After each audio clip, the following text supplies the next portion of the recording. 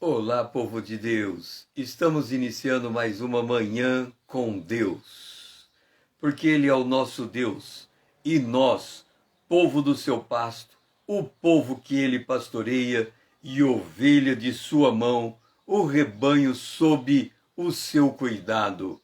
E estamos fazendo a jornada do tabernáculo. Bom dia, Lídia. Muito bom você estar aqui. Estamos fazendo a jornada do tabernáculo. São 6 estações, 10 minutos em cada estação. E assim nós iniciamos esta manhã consciente da presença de Deus em nossas vidas. Hoje nós estamos em Romanos, no capítulo 2. E a Arca da Aliança, bom dia, Lídia. A Arca da Aliança era o instrumento mais poderoso da presença de Deus em Israel. Vocês se lembram que a Arca da Aliança ela foi roubada pelos filisteus?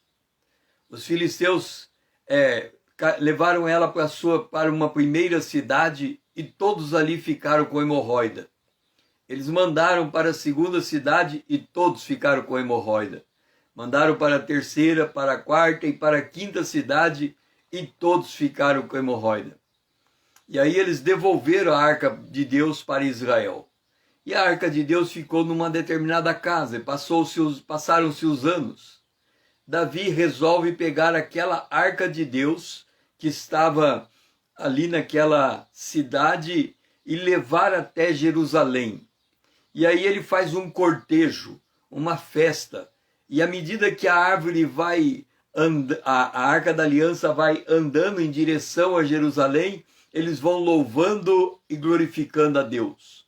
Mas num dado momento, bom dia Rita, seja bem-vinda, a arca estava indo para Jerusalém e num dado momento a arca balança e ela meio que vai cair. E quando a arca vai cair, alguém que está por perto leva a mão e empurra a arca de volta. Quando ele toca na arca, ele morre. E aí todo mundo para.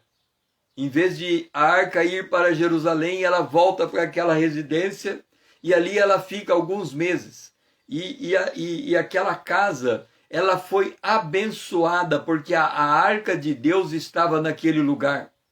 Davi, ele vai e examina as escrituras, por que alguém tocando na arca morre?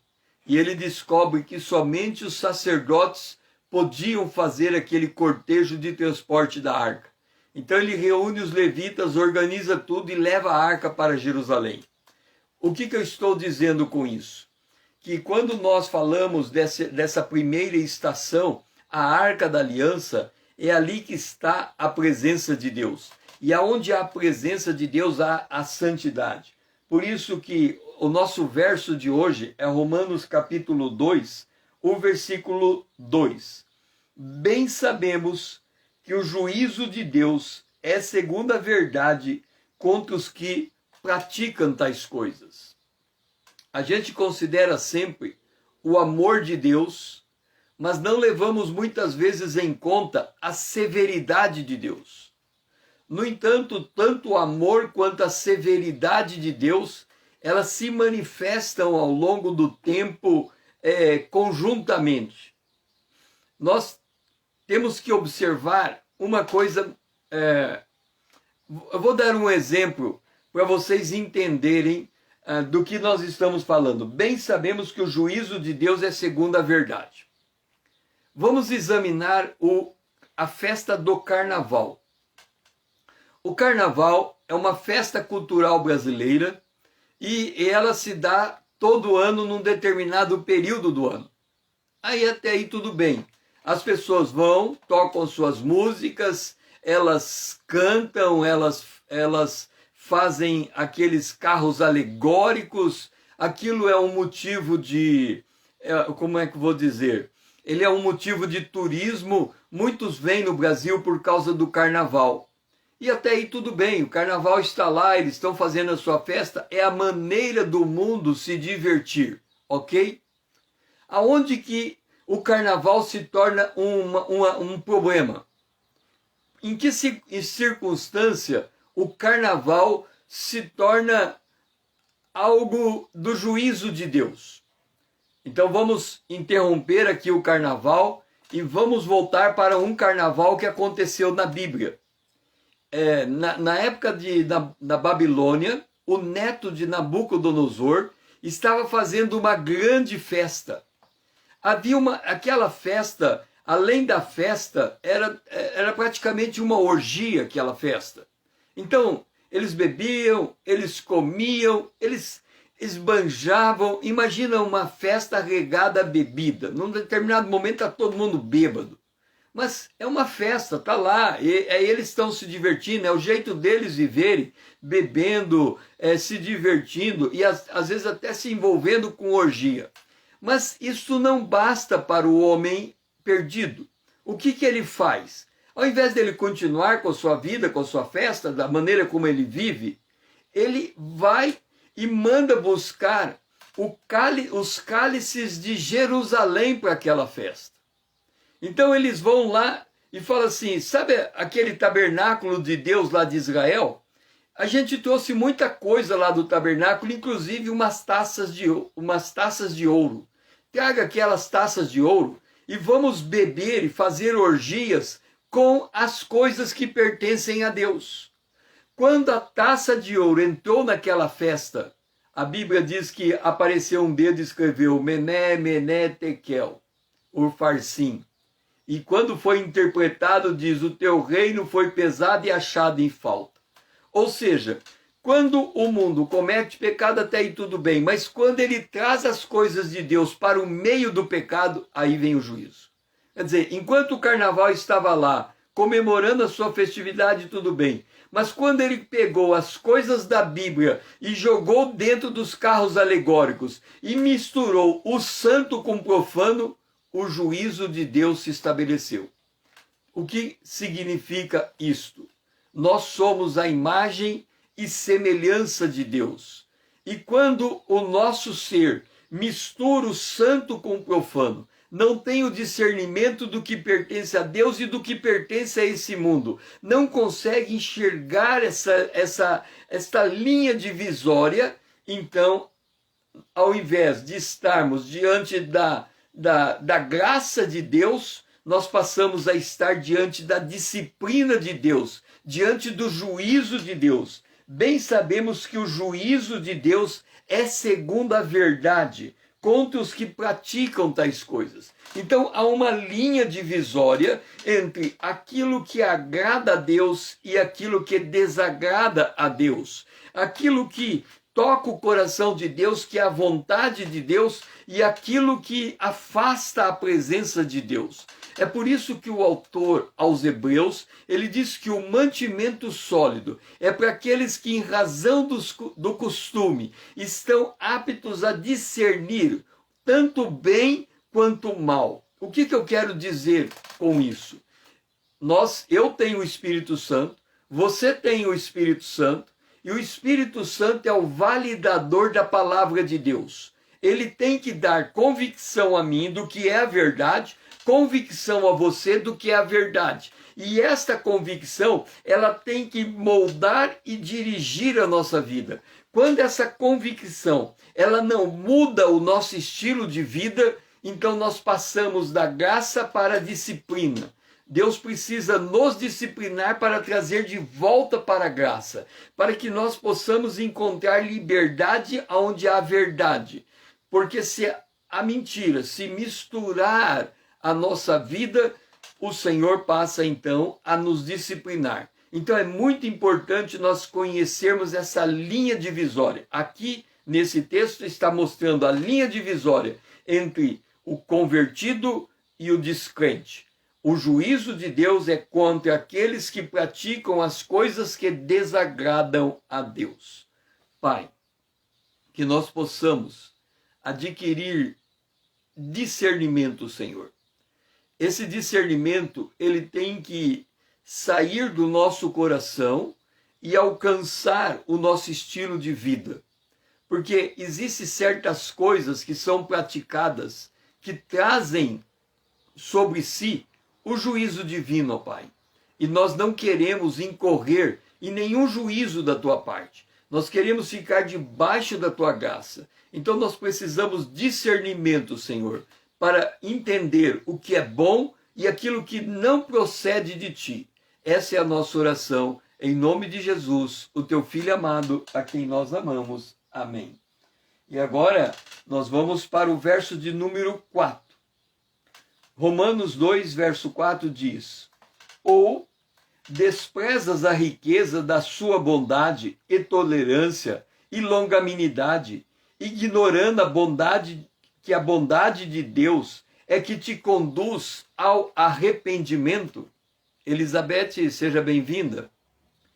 Vamos entender, nós estávamos aqui na Arca da Aliança, no lugar santíssimo, aonde está a presença de Deus, e a presença de Deus está associado à verdade. Jesus diz: eu sou o caminho, eu sou a verdade. Jesus, ele personifica a verdade. E ao personificar a verdade, nós olhando para Jesus, nós encontramos nele um modelo que nós devemos imitar. Nós temos que ser igual a Jesus, andar igual a Jesus, andar debaixo da verdade. Agora, nesse Romanos 2, verso 4, diz assim: não despreze a riqueza da bondade de Deus. Como que nós enxergamos a bondade de Deus? Quando o sol nasce sobre aquele que é bom, e o sol nasce sobre aquele que pratica a injustiça. Deus não faz acepção de pessoa.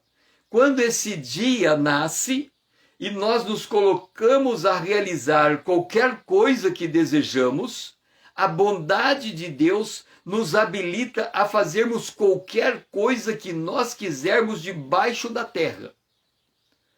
Por outro lado, nós temos que ter a consciência que certas atitudes não são dignas daquele que é o modelo de Deus. Quando nós olhamos para Jesus, Jesus homem, andando entre nós, e quando nós comparamos a nossa vida com ele, certas coisas entram em contraste. Nós vemos Jesus, por exemplo, se afastando do povo para se colocar na presença de Deus. E nós vemos os homens se afastando de Deus para se colocarem no deleite do pecado. Então são dois caminhos opostos. Um que se isola para chegar diante de Deus e o outro que se isola para pecar longe de Deus. Então Deus está todo dia estendendo a sua bondade. O que é estender a sua bondade? É dar liberdade a cada ser humano de fazer aquilo que ele acha conveniente que seja feito. No entanto, Deus, ao estender a sua bondade, ele é tolerante. O que significa tolerante? Ele permite, em certa medida, que o indivíduo cometa o pecado mesmo estando na sua presença, porque ele não quer atrair o homem por força, ele quer atrair o homem por amor.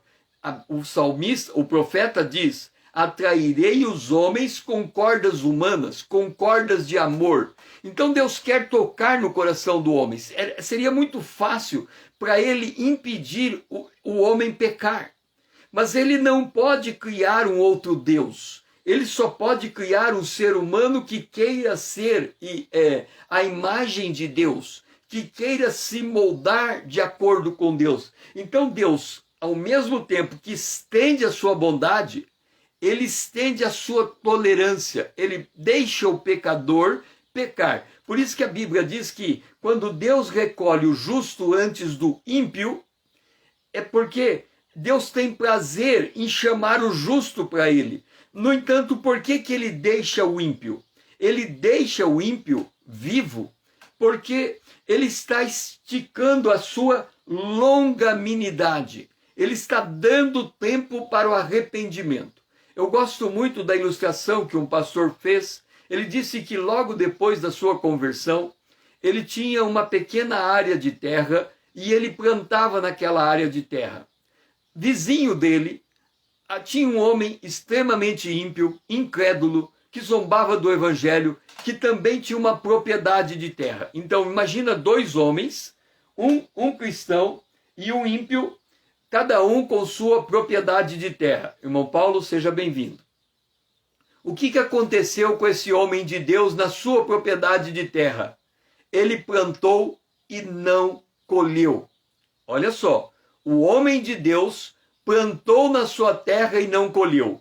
O que aconteceu com seu vizinho de terra? Ele plantou e teve uma grande colheita. Quando terminou o período da colheita, o homem sem Deus, o ímpio, chegou para aquele homem de Deus e disse assim: você crê em Deus? Ele disse: sim, eu creio. Então me explica uma coisa. Por que você tem uma propriedade de terra que é vizinha minha, a tua não colhe nada e eu tenho uma grande colheita? Aí o homem de Deus diz assim: se você estivesse no meu lugar e você tivesse plantado e não tivesse colhido nada, o que é que você faria? O ímpio disse: se eu estivesse no teu lugar e tivesse o prejuízo que você teve nesse ano, eu tirava a minha vida.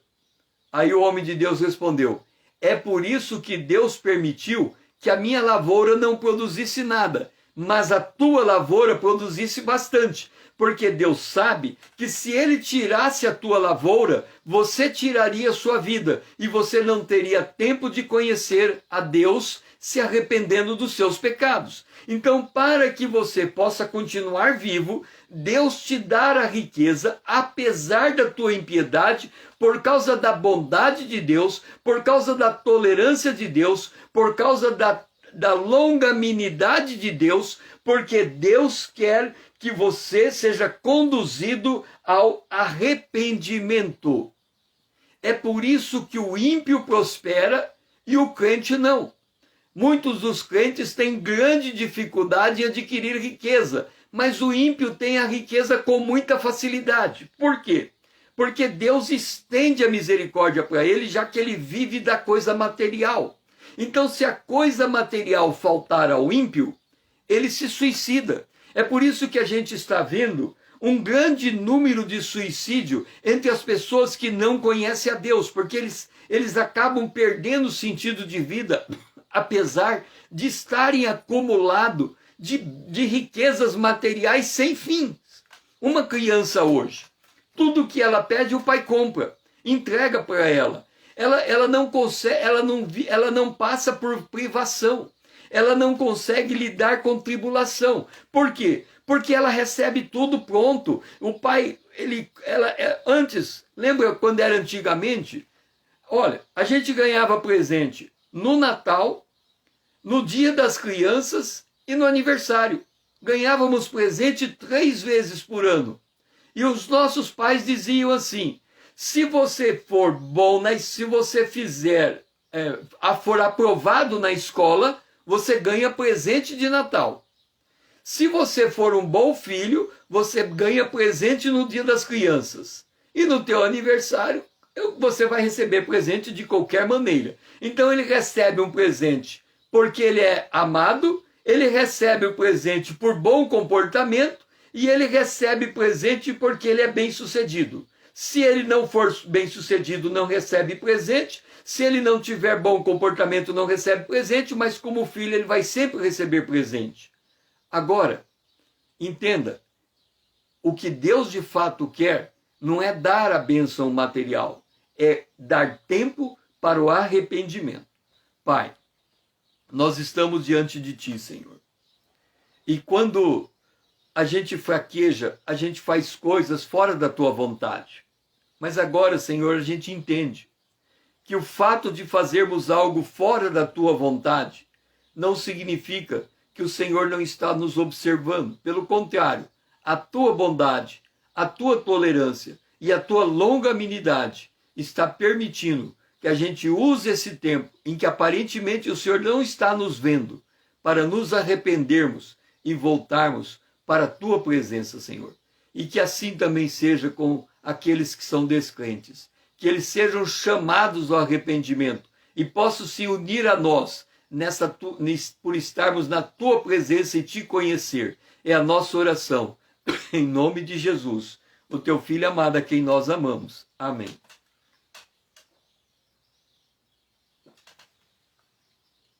Agora é o nosso café da manhã. A mesa está posta, estamos prontos para comer, consciente da santidade de Deus, consciente da bondade de Deus, consciente da tolerância e da longanimidade de Deus. Nós vamos ler o verso de número 15 e 16 do capítulo 2 de Romanos. Estes são os gentios, aqueles que não conhecem a Deus.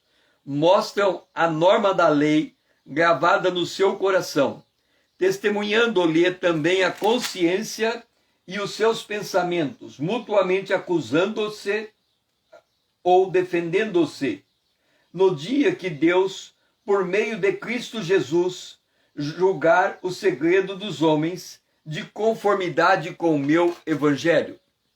Vamos entender o que Paulo está dizendo. O homem sem Cristo, vamos imaginar que isso aqui seja o coração. Isso aqui, se fosse o coração do homem sem Cristo, era um coração de pedra. Entenda bem, o homem sem Deus, ele tem um coração de pedra. Mesmo que você queira, ele não pode ter um comportamento próprio de um crente. Porque o coração dele é endurecido, é insensível. Ele pensa somente em si. E ele só vai conseguir crescer na vida servindo o outro se esse serviço lhe trouxer um benefício. Ok. Por ser um coração de pedra, o que Deus faz com o coração de pedra? Ele escreve com o seu próprio dedo a lei de Deus, os 10 mandamentos. Lembra que Moisés levou uma tábua de pedra em cima do Monte Sinai e Deus pegou e escreveu 10 mandamentos na tábua de pedra. Então todo homem sem Deus, ele tem um coração de pedra com os 10 mandamentos escritos no seu coração. Então todo indivíduo que nasce, ele já nasce com os 10 mandamentos escritos no coração dele. Como nós sabemos que o homem sem Deus tem os 10 mandamentos escritos no coração dele? Porque ele tem na sua mente a sua consciência. E quando ele vai fazer alguma coisa, no seu íntimo, ele sabe se aquilo que ele faz é certo e ele também sabe se aquilo que ele faz é errado. Então o ímpio, ele não vive em paz.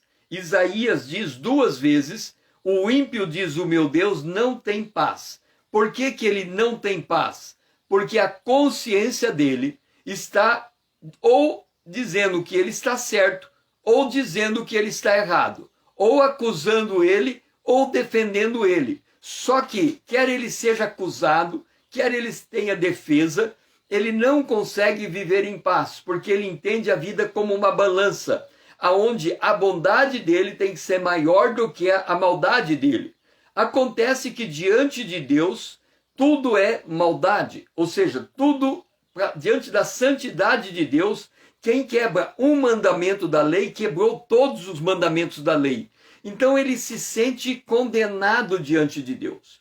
É por isso que quando a presença de Deus aparece para o ímpio, a tendência dele é se esconder, como Adão se escondeu diante de Deus quando ele foi destituído da glória de Deus.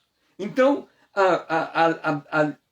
o que a Bíblia diz é que o ímpio está com a sua consciência martelando na cabeça dele se é certo ou o que é errado. Aonde está o drama do ímpio? Se ele tem a lei de Deus, por que ele não faz a vontade de Deus?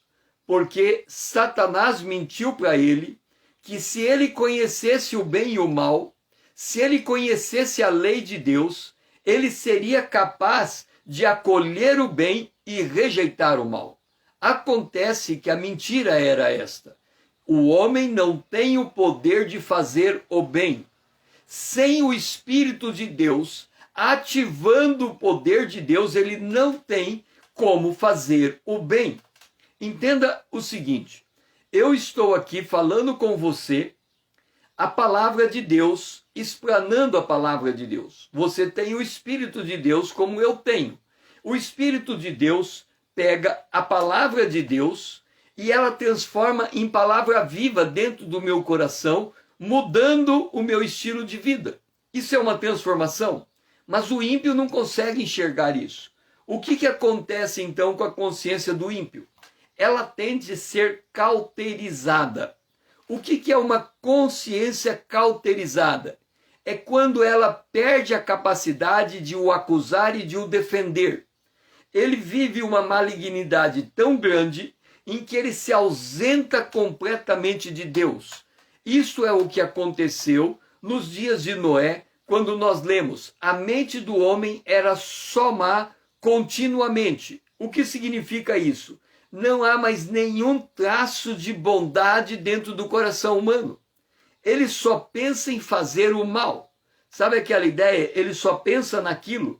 Ele acorda, ele dorme, ele acorda, ele dorme, e ele nega a presença de Deus.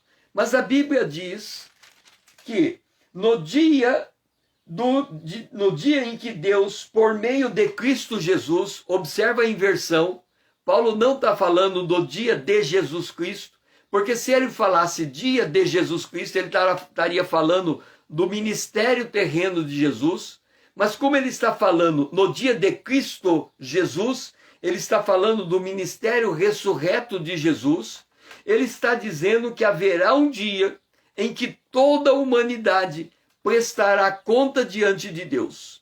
Naquele dia, o homem será julgado em conformidade com o Evangelho. Significa, todos aqueles que receberem Jesus como Senhor e Salvador, eles estarão salvos e não passarão pelo julgamento do juízo final. Tem 2 livros, o livro da vida e os livros da obra. Os livros da obra, quem está com o nome naquele livro, ele será lançado no fogo, no lago de fogo. Quem está com o nome no livro da vida permanecerá eternamente vivo diante de Deus. Então, é aqui e agora. Por isso que o indivíduo faz a sua escolha.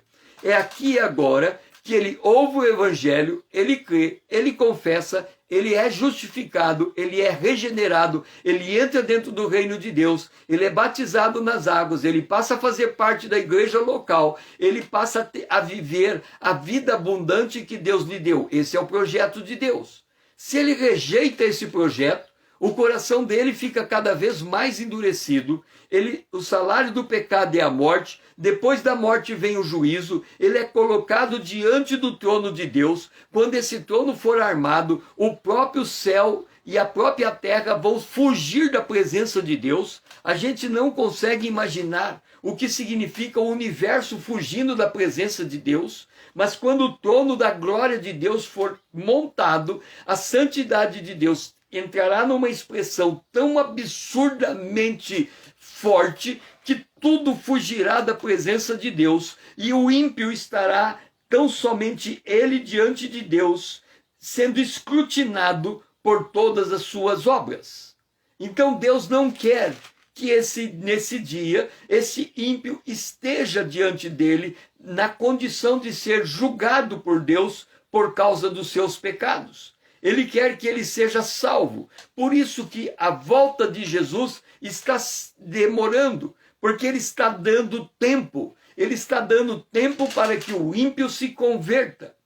Da mesma maneira, olhando para nós que estamos ouvindo essa palavra, ao mesmo tempo em que Deus está esticando o tempo para que o ímpio se converta, a nossa liberdade também precisa ser usada para que a gente se achegue na presença de Deus e consiga crescer na graça e no conhecimento do nosso Salvador. Porque o primeiro texto que lemos é: bem sabemos.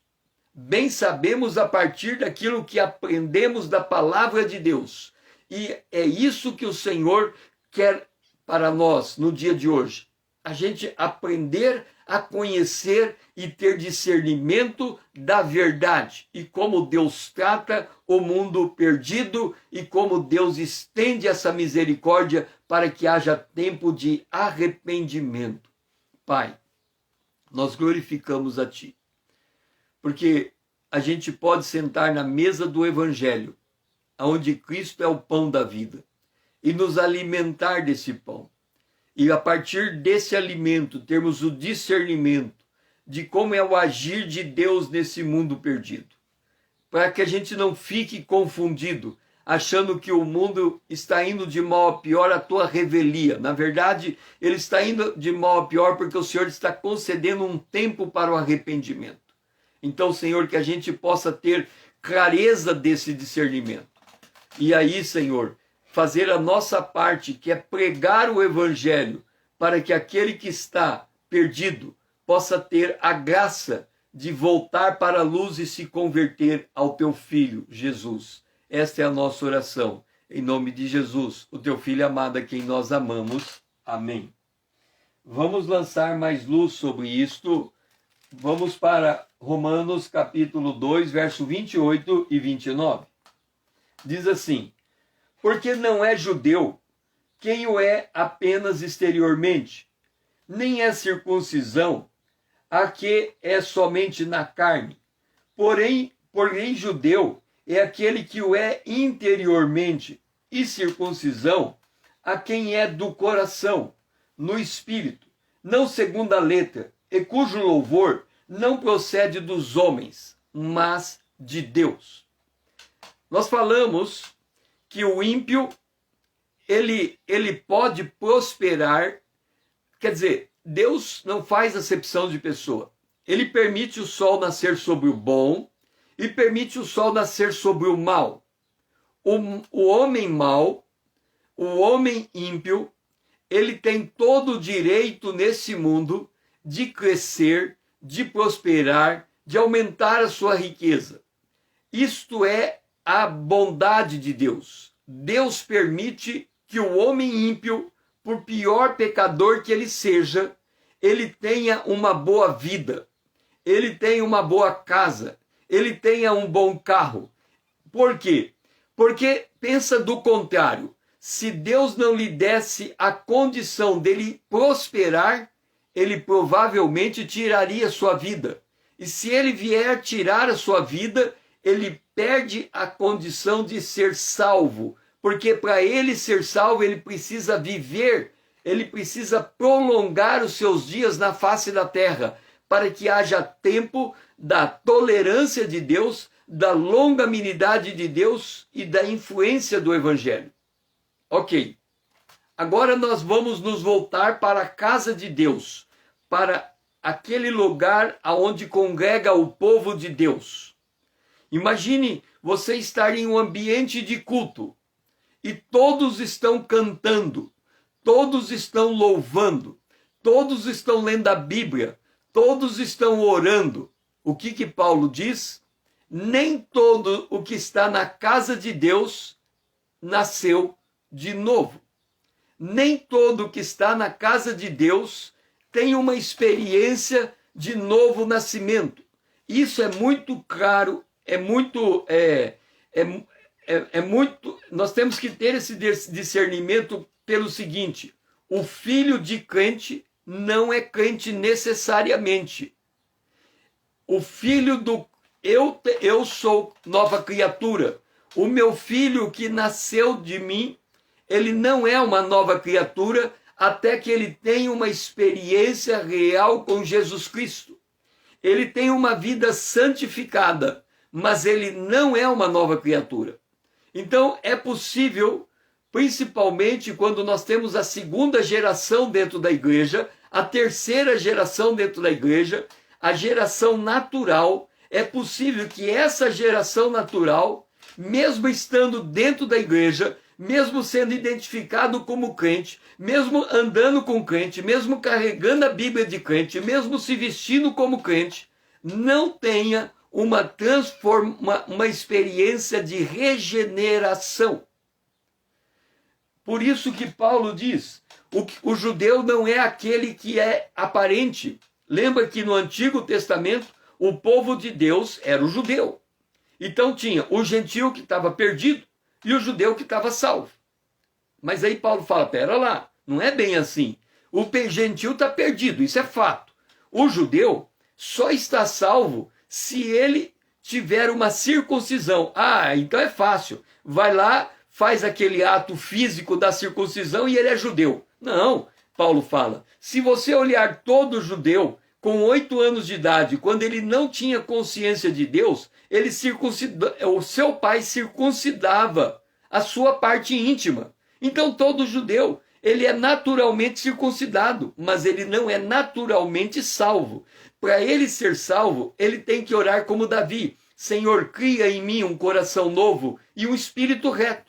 Se ele não faz essa oração, ele ainda não compreendeu a diferença entre o homem natural e o homem espiritual. Então nós temos que entender, a primeira parte é, todo mundo que é ímpio, ele vive bem, porque Deus estende a bondade sobre ele, e ele pode prosperar, não tem problema. Deus está dando um tempo para ele se converter. E ele só vai se converter se ouvir o evangelho. Por outro lado, eu me volto para a casa de Deus, mas também na casa de Deus eu tenho que discernir quem é que tem uma experiência de novo nascimento e quem não tem.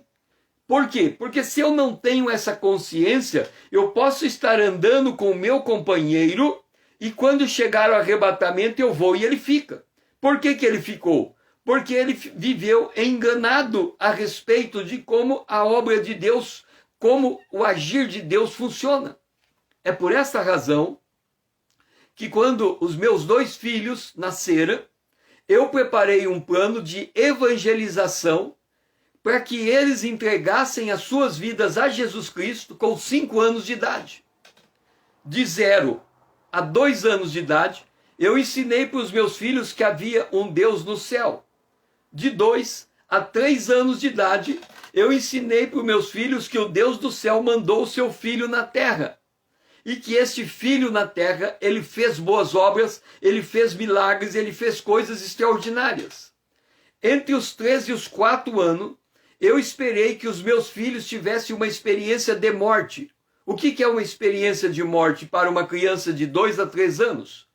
Que eles que dentro do contexto dos nossos relacionamentos, eles conseguissem perceber que a morte tomou a vida de alguém.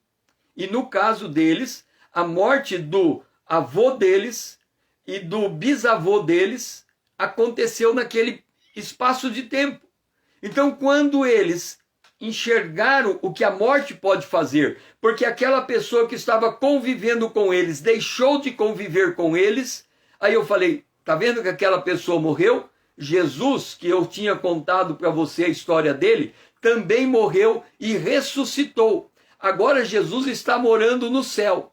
Então, dos 3 aos 4 anos, eu ensinei que o Jesus que vivia na terra, agora vive no céu, sentado à direita de Deus. Quando ele estava entre 4 e 5 anos, eu expliquei para eles que o Deus que está no céu e Jesus que está no céu espera que eles tomem a atitude de receber Jesus como Salvador e Senhor. Mas para receber Jesus como Salvador e Senhor, eles tinham que se arrepender. Porque Deus está esperando o arrependimento. Agora você vem e me pergunta, como uma criança de 5 anos vai se arrepender dos seus pecados? Simples. De 4 a 5 anos, todos os dias, ou de tempo em tempo, eu perguntava para eles, algum dia vocês fizeram alguma coisa errada? Não, nunca. Mas nada de errado, nunca. Nós somos o melhor filho do mundo. E aí eu perguntava, mas nem um copo você quebrou? Não, pai, nunca quebrei copo, nunca quebrei nada. Pensa num filho perfeito. Era a imagem que ele transmitia para mim. Só que um dia ele disse, pai, eu de fato quebrei um copo. Naquele dia que ele reconheceu que ele cometeu um erro, eu entrei com a mensagem. Então, da mesma maneira que você quebrou um copo, nós quebramos o nosso relacionamento com Deus. E quando você quebra um copo, o que você tem que fazer? Pedir perdão para o teu pai, porque o copo quebrou. Da mesma maneira, nós temos que pedir perdão a Deus, porque nós quebramos um copo. Porque nós não somos perfeitos, nós precisamos da vida de Deus. E aos 5 anos, eles receberam Jesus como Salvador em um culto, e ali eles tiveram uma experiência real de novo nascimento. Então é isso que Paulo está dizendo. Não é porque alguém está andando com você que você já pode deduzir que ele é crente. Ele precisa passar pela experiência do novo nascimento, como você passou, e cabe a você dar esclarecimento a ele para que ele entenda esta verdade e receba Jesus como Salvador e Senhor. Pai, que nós possamos entender, Senhor, como conduzir uma vida a Cristo. Que a gente não se deixe enganar pela atitude exterior, ó Pai. E nem que a gente se deixe enganar porque a pessoa está do nosso lado e a gente já presume que ele já tem essa experiência. Mas que a gente tenha sabedoria para conduzir, quer seja o ímpio, quer seja aquele que está andando conosco, para o evangelho, para o arrependimento, para receber Jesus, para se tornar uma nova criatura. Essa é a nossa oração. Em nome de Jesus, o teu Filho amado, a quem nós amamos. Amém. Agora, vamos para o pátio. Vamos para a pia de cobre. Vamos para o verso 7 e 8 de Romanos capítulo 2. A vida eterna, aos que perseveram em fazer o bem, procuram glória, honra e incorruptibilidade. Mas a ira e indignação aos facciosos, que desobedecem à verdade e obedecem à injustiça. Entenda uma coisa, nós estamos lançando luz sobre a terra. Mateus capítulo 4 diz assim que quando Jesus chegou em Zebulon e Naftali, a terra que estava em trevas viu a luz. Jesus é a luz dos homens. Em que condição a gente entende que Jesus, ele é a luz? Vamos acompanhar a vida de Jesus, o ministério terreno de Jesus. Resumindo a história de Jesus, ele nasceu de uma virgem porque ele foi concebido pelo Espírito Santo. Então ele é verdadeiro Deus, concebido pelo Espírito Santo, e verdadeiro homem, nascido do ventre de Maria. Deus o Pai, preparou para Jesus o Filho unigênito dele, um corpo no ventre de Maria, para que ele viesse a esse mundo. Vindo a este mundo, ele era verdadeiramente homem. Continuou sendo Deus, mas ele abriu mão dos seus poderes divinos para viver como homem. Vivendo como homem, ele sofreu como homem, ele tinha as necessidades de homem, ele tinha que dormir como homem, ele tinha que beber como homem, ele tinha que comer como homem. Mas ele era um ser também espiritual. Ele buscava a presença de Deus, ele estava na presença de Deus, ele andava com Deus, ele fazia a vontade de Deus, ele ouvia a palavra de Deus. Então ele é o perfeito homem, o homem que anda com Deus. Ok, este homem que anda com Deus, num dia ele se transfigurou diante dos seus discípulos. Ele se tornou como o sol, as suas vestes se tornaram como branca luz. Aquele ato da transfiguração demonstra a perfeita santidade de Jesus. Demonstra que mesmo Jesus sendo homem, esvaziado de Deus, ele poderia voltar para o céu sem passar pela morte. No entanto, ele passa pela morte. E por que ele morre? Ele não podia morrer porque ele é Deus e ele é homem, o perfeito homem sem pecado. O salário do pecado é a morte. Se Jesus nunca pecou, Jesus nunca poderia ter morrido, simplesmente porque ele não é pecador. Mas ele morreu porque ele pegou o nosso pecado e colocou sobre ele. Então ele entregou a sua vida por nós para receber a ira de Deus. Porque ele recebeu a ira de Deus, Jesus morreu. Morreu na cruz, mas ele morreu. E ele foi enterrado. Até aqui, a história de Jesus se torna a história de toda a humanidade. Porque quando lemos o livro de Gênesis, e chegamos no último capítulo, sobre aquele glorioso homem chamado José. O último capítulo é José em um caixão. Então, a história de Gênesis termina com o maior homem, um dos maiores homens do livro de Gênesis, dentro de um caixão. Então, a vida de todo homem termina naquele ponto da cruz, em que Jesus morre. Acontece que, quando Jesus morre, os discípulos perdem a esperança. Eles dizem, acabou. Já que Jesus morreu, vamos voltar para nossa casa. Não há mais esperança, não há mais futuro. A vida é isto. O homem come, o homem nasce, ele cresce, ele vive, ele amadurece, mas ele morre, acaba. Então a vida é vã, é uma ilusão. Mas no terceiro dia, aquele homem que devia estar morto em um túmulo, com o túmulo lacrado, um anjo tira a pedra do túmulo e aquele homem que devia estar morto, ele é ressuscitado. O Espírito de Deus tira ele do lugar que ele estava e leva ele para o lugar que ele estava outrora. E o Espírito Santo volta a lhe conferir as mesmas prerrogativas divinas que ele tinha. Por isso ele diz, todo o poder me foi dado nos céus e na terra, porque ele se tornou vitorioso. Então Jesus ressuscitou, e ali, e na ressurreição de Jesus, fez a diferença. E agora Paulo escreve, olha, a vida eterna é dada para aqueles. Quando ele fala que a vida eterna, primeiro ele cita a vida eterna, porque a única maneira de nós termos a vida eterna não é fazendo boas obras, é nós nascendo de novo. Paulo diz, João Batista, Jesus disse a Nicodemos, para entrar no reino dos céus é preciso nascer de novo. E quando a pessoa nasce de novo, ela está recebendo uma vida qualificada, uma nova vida, a vida de Deus, a vida Zoé. A partir daquele momento ele tem a vida eterna. Porque ele tem a vida eterna, ele passa a distinguir do ímpio que tem a morte eterna dentro dele, o germe da morte.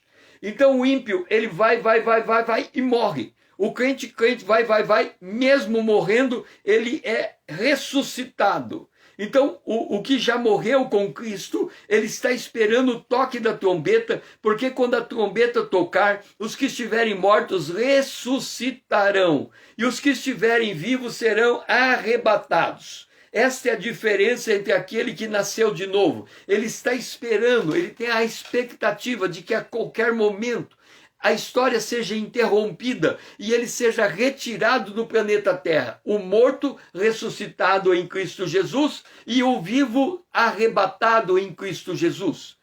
Ora, esse que está com vida eterna, ele persevera em fazer o bem. Ele procura a glória, a honra, a incorruptibilidade, porque ele quer se modelar no homem perfeito, ele quer se modelar em Jesus. Aquele que não está preocupado com Deus, ele está debaixo da ira, ele está debaixo da indignação, ele está debaixo da desobediência do evangelho, ele está debaixo da prática da injustiça, ele está praticando o fim dele, que é ele está no prenúncio da morte. Então Paulo diz assim, olha, nós temos que entender a vida da humanidade sob os olhos de Deus. Então nós já vimos que do lado de cá, dentro do reino de Deus, há pessoas que estão no nosso meio, que não experimentaram a salvação. Então, se nós temos a seguinte situação, nós temos aqui o mundo e nós temos aqui o reino de Deus. Quem está no mundo está perdido. Quem está no reino de Deus, uma parte está salvo e a outra parte pensa que está salvo, mas está perdido. Ele não recebeu ainda a experiência do novo nascimento. Então nós temos que ter discernimento para olharmos aqui e percebermos a bondade, a tolerância e a longanimidade de Deus para 100% daqui se arrepender. Mas olharmos para dentro do nosso meio e descobrirmos aquele que está no nosso meio, mas ainda não conheceu a verdade, para que ele experimente esta verdade e ele nasça de novo. Então, o nosso papel é ter a nossa necessidade é ter o discernimento da verdadeira condição do ser humano e não nos deixar enganar por aquilo que é aparente, mas buscar o sinal da manifestação da transformação de Deus que opera no coração. Pai, nós glorificamos a Ti, Senhor, porque o Senhor nos dá discernimento, ó Pai, entre aqueles que têm a vida Zoe, a vida de Deus, e a vida psique, a vida da alma. E o Senhor está nos mostrando nesta manhã que o Evangelho é que muda o estado de coisa. E que a gente não se engane por ver o ímpio prosperar, porque o Senhor está permitindo, através da prosperidade dele, dar tempo ao arrependimento. Ele tem aquilo que ele ama, e o Senhor permite que ele fique com aquilo que ele ama até que ele se converta a Ti, até que ele entenda a salvação. Então ele se apega àquilo, Senhor, mas nós não podemos nos enganar que é o Senhor esticando o tempo na vida dele, porque ele precisa ser alcançado com o Evangelho, e o nosso papel é levar o Evangelho até ele. Essa é a nossa oração, em nome de Jesus, o Teu Filho amado a quem nós amamos. Amém. Agora, nós vamos para o altar de cobre, e o altar de cobre está no verso 9 a 11.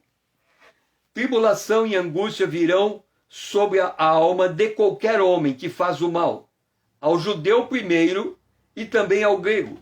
Glória, porém, e honra e paz a todo aquele que pratica o bem, ao judeu primeiro e também ao grego. Seja bem-vinda, Vanessa. Então entenda uma coisa. Lembra que no começo nós dissemos que a bondade que Deus não faz distinção de pessoa, que Deus faz o sol nascer sobre o bom e sobre o mal. Entenda uma coisa. O homem sem Deus, que aprende a viver de acordo com as leis de Deus, ele também recebe honra e paz.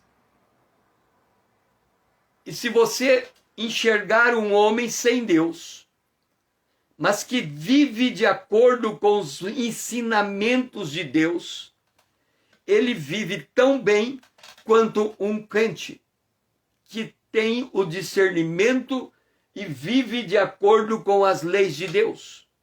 Então, é possível o ímpio aprender a viver como crente? É possível. É por isso que nós temos curso em que ensinam ao homem ímpio, ao homem descrente, a viver de acordo com as leis divinas. E ao eles aprenderem a viver de acordo com o livro de Provérbios, por exemplo, existe gente que ensina o livro de Provérbio para adquirir riqueza. E ele vai ler a Bíblia, ele vai aprender muito mais do que muito crente, ele vai extrair os princípios de Deus, da palavra de Deus, ele vai aplicar na sua vida e ele vai viver em paz. Ele vai viver muito bem. Por quê? Porque Paulo está dizendo que Deus não age de forma injusta. Se alguém consegue enxergar um princípio da palavra de Deus e ele aplica aquele princípio na sua vida, por exemplo, honrar a sua esposa. Se o homem ímpio honra a sua esposa, ele vai viver bem com ela. Quanto mais ele dar valor à sua mulher, mais ele vai viver bem com ela. E você olha um ímpio, olha para a casa dele e vê os filhos dele vivendo em paz, vivendo alegria, vivendo feliz. Por que eles estão vivendo em paz? Eles são igual Cornélio. Cornélio era um homem temente a Deus, ele tinha prática de oração, ele tinha prática de jejum, ele tinha, as orações dele subiam diante de Deus. Então Deus ouve a oração do ímpio, Deus ouve a oração dele e responde de acordo com a fé que ele alcança. Agora você pergunta, mas César, Você está dizendo que uma pessoa não crente vive tão bem quanto uma pessoa crente? Sim, porque Paulo está dizendo aqui, naquela época tinha dois povos, os judeus e os gentios. Judeu, salvo, gentil, perdido. Aí Paulo diz assim, mas aqui entre os judeus, uma parte é salva e outra parte é perdida também. Mas ele fala assim, olha, assim como o judeu, aquele que pratica o mal, ele recebe tribulação. Aquele que pratica o bem é abençoado. Deus não vai fazer acepção de pessoa. O justo, o ímpio que pratica o bem vai ser abençoado. O que pratica o mal vai ser atribulado. Então Deus vai tratar por igual. O sol vai continuar nascendo sobre todas as pessoas. O problema é o fim da vida. Quando o crente morre, ele não morre, ele dorme, esperando a ressurreição. Quando o gentil morre, o ímpio morre, o descrente morre, ele morre, mas ele vai ser julgado segundo as suas obras. Ele não tem a salvação, porque ele não aceitou o evangelho. Então, o que Deus está dizendo? Ele está dizendo o seguinte, deixa eu explicar algo. O que você quer da tua vida? Felicidade? Você tem. O ímpio pode ser tão feliz quanto o crente. O crente pode ser tão feliz quanto o ímpio. A felicidade é possível de ensinar a ter felicidade. Você quer ter paz? Você vai ter. O ímpio pode ter tanta paz quanto o crente. Ele pode viver uma vida que tudo lhe vai bem. O Salmo 77 diz isso. Tudo lhe vai bem, tudo que ele pede ele consegue, tudo está na sua mão. A vida dele é muito, muito feliz. Mas você pode encontrar um crente que vive igualzinho o ímpio, com riqueza, com prosperidade material, e você olha e fala, ué, tudo que o crente tem, o ímpio tem. O crente vive feliz, o ímpio também. O crente é abençoado, ele pratica o bem, o ímpio também. E você fica, não entendi. É preciso ter discernimento espiritual para perceber que a verdadeira diferença não é aquilo que praticamos externamente, mas é a presença do Espírito Santo dentro de nós. Por isso que a frase do dia é, o Senhor prova-me por ser justo Deus. Deus é justo e Ele prova a todos com a mesma equidade. Ele prova a vida do justo, Ele prova a vida do ímpio. A vida do justo Ele prova para fortalecer a fé. A vida do ímpio Ele prova para que o ímpio possa vir à fé, possa vir ao arrependimento. Mas Deus não compra as pessoas. Ele dá as mesmas coisas. Ele dá o que a pessoa pede. A oração do ímpio tem o mesmo valor diante de Deus quanto a oração do justo para este mundo, para alcançar as coisas desta vida. Agora, a oração do justo, ela vai para a vida eterna. A oração do ímpio vai para o registro do livro das obras. E ele será julgado segundo as obras daquele livro. Mas o fim dele é morte. A vida do justo, o fim dele é vida. Então nós temos que ter discernimento das coisas para não sermos enganados pelas nuances da vida. Porque a gente compara muito as pessoas pelo exterior. Então, a pessoa está na igreja, ela é crente, a pessoa está no mundo, ela é ímpia. A pessoa do mundo tem que ser amaldiçoada, a pessoa de Deus tem que ser abençoada. Não. Deus abençoa o ímpio da mesma maneira que abençoa o justo. Deus faz o sol nascer sobre o ímpio da mesma maneira que ele faz o sol nascer sobre o justo. No que diz respeito a esta vida, a esse tempo, Deus estica a longanimidade dele e cada indivíduo pode construir a vida que ele bem entender neste mundo. Mas não podemos esquecer que no dia em que Deus, por meio de Cristo Jesus, julgar o segredo dos homens de conformidade com o Evangelho. Este é o dia terrível, porque naquele dia não haverá engano. Naquele dia, as intenções terão que ser as verdadeiras. As intenções terão que ser aqueles que provaram a vida eterna, que provaram a presença de Deus. Ali se fará a diferença. Enquanto estamos nesse mundo, nós olhando pela aparência, podemos nos enganar muitas vezes. Mas quando olhamos para a palavra de Deus, a palavra de Deus mostra tudo com clareza. E aí nós precisamos desenvolver uma coisa extremamente necessária: discernimento. Por isso que Paulo começa no capítulo 2, no versículo 2, bem sabemos. Nós estamos sendo ensinados na palavra para discernir o mundo que vivemos e a partir desse discernimento fazermos as nossas escolhas, tomarmos as nossas decisões, vivermos em conformidade com aquilo que Deus tem colocado em nosso coração. Que nós possamos nesse dia termos clareza de como são as coisas nesse mundo, para não nos enganarmos pela aparência das coisas, mas buscarmos estarmos firmados na verdade que é a palavra de Deus. Pai, nós glorificamos a Ti, Senhor, porque o Senhor nos dá discernimento e não nos deixa enganado. A gente se engana quando examinamos as coisas pela aparência, meu Pai, mas não é pela aparência que devemos discernir o mundo, mas pela Tua palavra.